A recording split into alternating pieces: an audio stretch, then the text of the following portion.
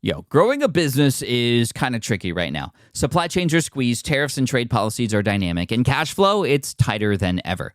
You need clarity to come out on top. Without it, you risk falling behind. If only you could hop in the DeLorean and see the future, right? Thankfully, there's NetSuite by Oracle. NetSuite has real-time forecasting to help you move ahead with confidence. This is your AI-powered business management suite and the #1 cloud ERP. Trusted by over 42,000 businesses, NetSuite brings accounting, financial management, inventory, and HR all under one roof. It's your single source of truth, giving you the data and control you need to move quickly. And with AI built in, you can automate the busy work and focus on strategy. NetSuite helps you see what's stuck, what it's costing you, and how to pivot fast. If I were running a business with a lot of moving parts, I'd use NetSuite for full control over everything. Tame the chaos with NetSuite. If your revenues are at least in 7 figures, download the free ebook, Navigating Global Trade, 3 Insights for Leaders at netsuite.com/SPI. That's netsuite.com/SPI. The perfect product launch. It's the goal for every brand marketer. High heat, fast sellout, and fans posting recipes like trophies. What do Sydney Sweeney's soap drop, Taylor Swift's tickets, and your next launch have in common? Well, they're not bought, they're bragged about. Fanfare turns your drop into a moment. Fanfare cues real fans, blocks bots, and builds launch experiences worth screenshotting. Want hype without the heartbreak? Get Fanfare's 5-step hype drop playbook with our proven success formula and make your next launch unforgettable at fanfare.io/playbook. Again, fanfare.io/playbook. You're listening to the Smart Passive Income Podcast, a proud member of the Entrepreneur Podcast Network, a show that's all about working hard now so you can sit back and reap the benefits later. And now your host. He's the kind of guy to get mad at you when you stop believing in yourself. Pat Flynn. I recently had a friend. Let's call him Tommy. His actual name is not Tommy, but just to respect him because I'm talking about him here, we'll just call him Tommy. The funny thing is he won't know that I'm talking about him here unless I tell him because he quit the internet. And I wanted to talk about this. This is my response to Tommy quitting the internet because I had this friend of mine. He and I have been online acquaintances for quite a while. And he just reached out to me and said, Pat, I'm done. I'm not going to be online anymore. I just can't take it. And I'm going to tell you what he said and why he's quitting. But I also wanted to share my response to this because I think there's a lot of things we can learn from this. And perhaps you even feel like you want to quit too. Not just quit the online business that you might be attempting to do. We don't want you to do that. In fact, SPI is here to help make sure that you don't do that, but you actually thrive. And many people are. But at the same time, I also know it feels overwhelming. The state of the internet right now it just feels weird, right?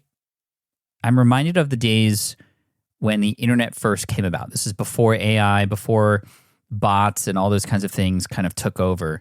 But when you first connected with somebody on the other side of the world, or your friend who you hadn't spoken to in a while, and then you connected on Facebook and it was like you just could pick up where you left off.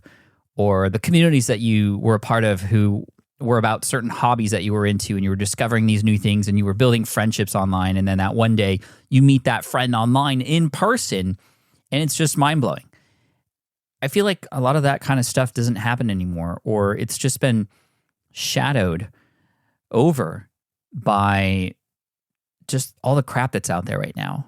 It doesn't feel fun, the internet. I mean, we're trying to do our best over here at SPI to create a fun and safe space for us to talk about entrepreneurship, but just the internet in general.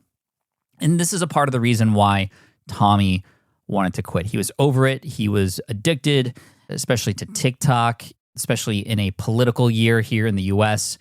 There's just a lot of things happening, and he found himself getting forced to view things that were interesting, but he didn't really ask for.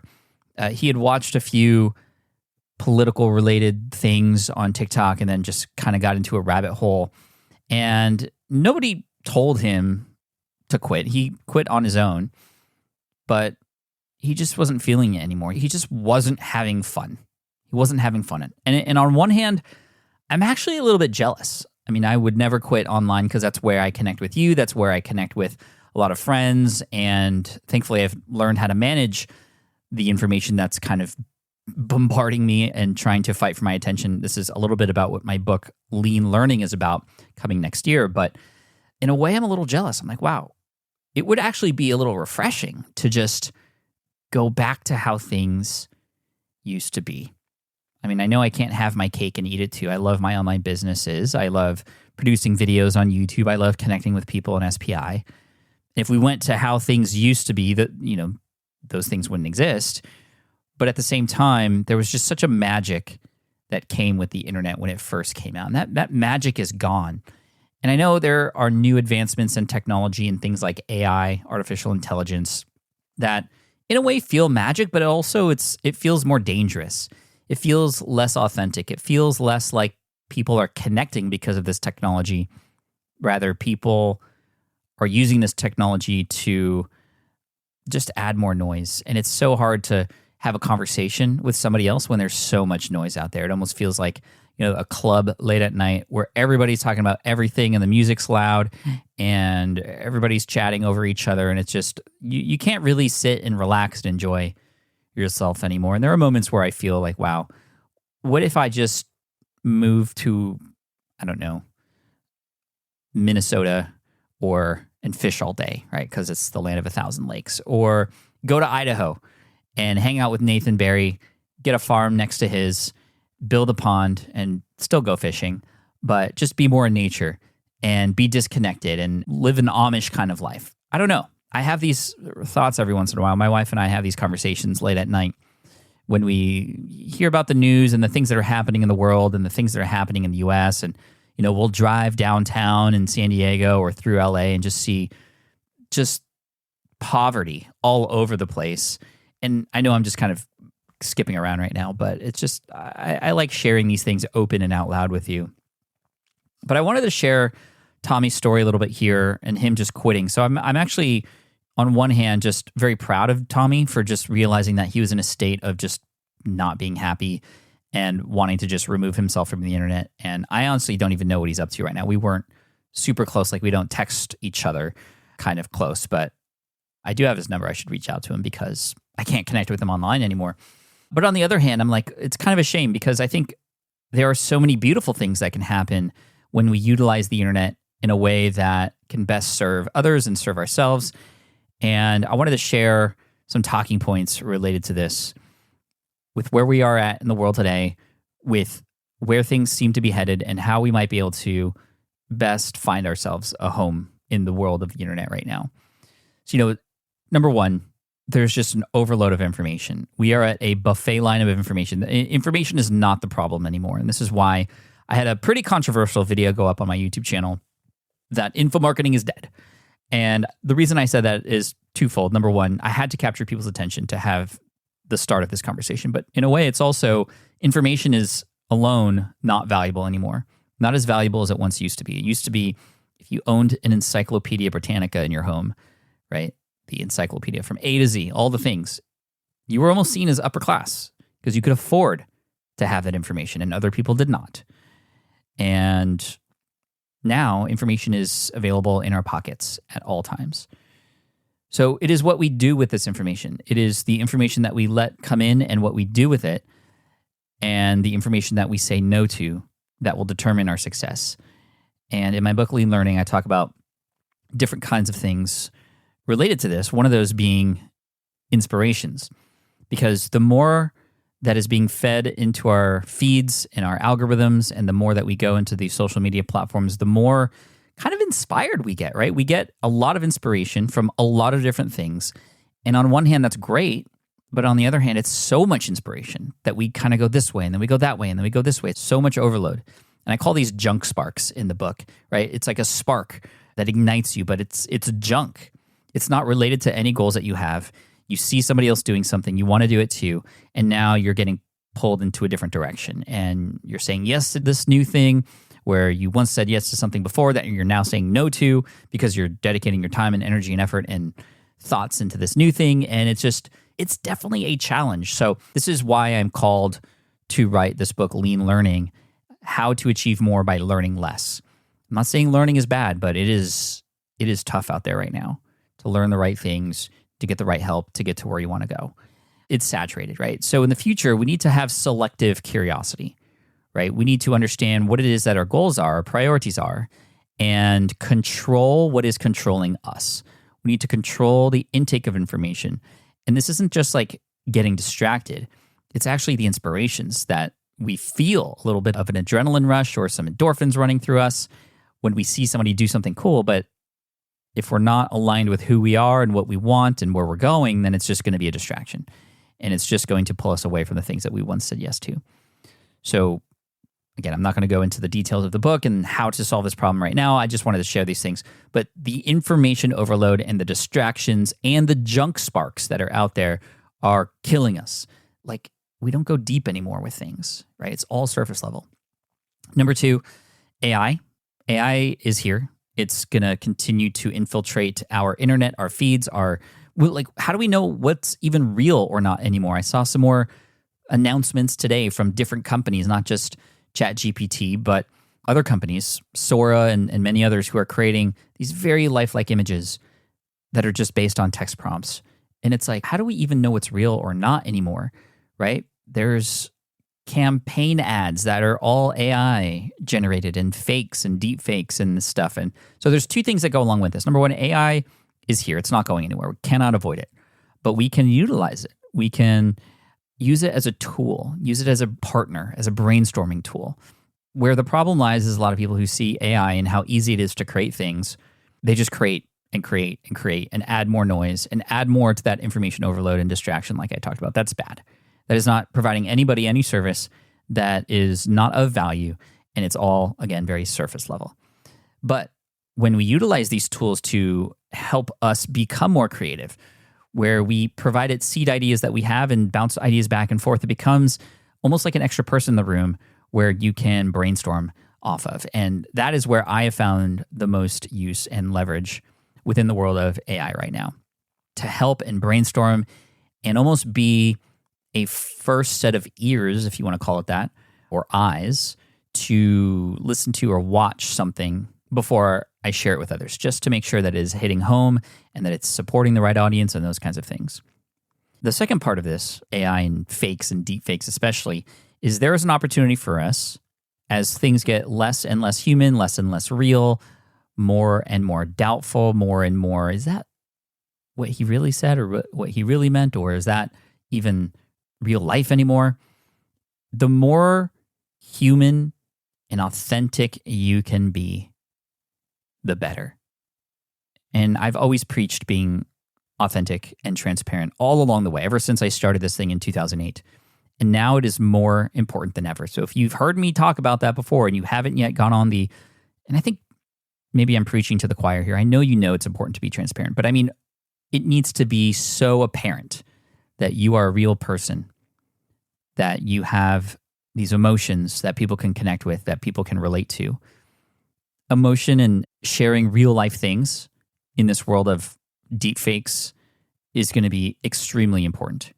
Storytelling, owning up to mistakes, imperfection. These are the things that are going to help us connect with an audience more. And this is why I love community, because community is real. Community, it's very difficult to feel a real connection, even if it's online, with a bot or something that's AI. But when you're in a community with real people, with real feelings and real emotions, telling real stories, making real connections, collaborating, you can't compete with that. This is why our focus into community and why we're driving hard into community and trying to build the best dang entrepreneur community online. That's why it's so important to us. And we want you to be a part of that. smartpassiveincome.com/community. The last thing is, create spectacular content. I mean, we're past that point. This ties back to number 1 that I was talking about, just all this bland surface level content. We have to go deeper now. We're starting to see trends now on YouTube about deeper content getting more love, right? Before it was all the surface level stuff, just like the quickness, the explosions, the Cocomelon style kind of content creation. Now slowing down, going deeper, because this is real life. This is storytelling and emotion and connection. These are the things that are going to be extremely important. And I guarantee that there's going to be people saying, Pat, you were right. And I don't want you to be one who regrets not making decisions now based on all of this kind of stuff, because this is the world we live in right now. And maybe you do choose to escape and drop everything for a while because it's just too much. And I understand that. And I respect that. And I respect Tommy and his decision to quit the internet. Will he quit forever? I don't know. I always hypothesize that when somebody says forever for something, they're going to come back, especially if they had once experienced enjoyment. And perhaps they just need some time to reset. But I do maintain the position that the internet is an incredibly wonderful place for people to connect. But the way that it has to happen now is through authenticity, through storytelling, through engagement, and through community. And if you're building a business, keep those things in mind. Or even if you're not and you're just listening to this and kind of nodding your head as we go, let's stay together. Let's stay together. Thank you to Tommy for making the big move and for inspiring this particular podcast episode. And thank you for listening. And I look forward to serving you in the next episode. As always, I appreciate you. Cheers. Thank you so much for listening to the Smart Passive Income podcast at smartpassiveincome.com. I'm your host, Pat Flynn. Sound editing by Duncan Brown. Our senior producer is David Grabowski, and our executive producer is Matt Gartland. The Smart Passive Income podcast is a production of SPI Media and a proud member of the Entrepreneur Podcast Network. Catch you next week. I get it. You want to grow your business, but selling at scale feels overwhelming. You're drowning in complicated funnels, creating different lead magnets, or constantly posting on social media. And that gets exhausting fast, especially when you're trying to sell to hundreds or thousands of people. But what if you could sell at scale with a simple, powerful quiz? A score app quiz or assessment asks your audience key questions and gives them instant personalized results based on their answers. Your audience gets to know where they are now and shows them the steps they need to hit their goals. You can set up a quiz in minutes using Score App's templates and have a powerful lead magnet that'll do the selling for you. The best part is your audience actually wants to take this quiz, and you build huge amounts of trust before you even make a single offer. No hard sales, no chasing leads, just value at scale. Get 50% off the first 3 months using the discount code SPI. Just head to scoreapp.com/SPI. Again, that's scoreapp.com/SPI. Hey there, quick pause here because I have to tell you about a tool that completely transforms the podcasting workflow, Riverside. I get it. I used to juggle multiple platforms just to record one podcast episode. It was exhausting. Zoom for recording, Audacity for editing, and then a bunch of different apps just to create clips and social posts. I've tried other ones as well. They were okay, but they were clunky and super time-consuming. That's where Riverside has massively helped. I can do it all in one place, recording, editing, repurposing, one platform, one streamlined flow. I just log in, record with my guests no matter where they are in the world, and just like that, studio-quality audio and high-resolution video all in one. And get this, even if your Wi-Fi glitches, Riverside records locally on your device so everything sounds and looks crystal clear. But here's my favorite feature, Riverside's AI editing tool. You can remove silences and filler words with just one click, hours saved. With Magic Clips, Riverside also automatically finds the best moments and turns them into ready-to-post videos for YouTube Shorts, TikTok, Instagram, all without the extra editing. So if you're looking to level up your production quality and simplify your workflow, go to smartpassiveincome.com/Riverside and use code SMART to get 1 month free on the Pro plan. That's smartpassiveincome.com/Riverside, promo code SMART. It's built by creators for creators, and I think you're going to love it.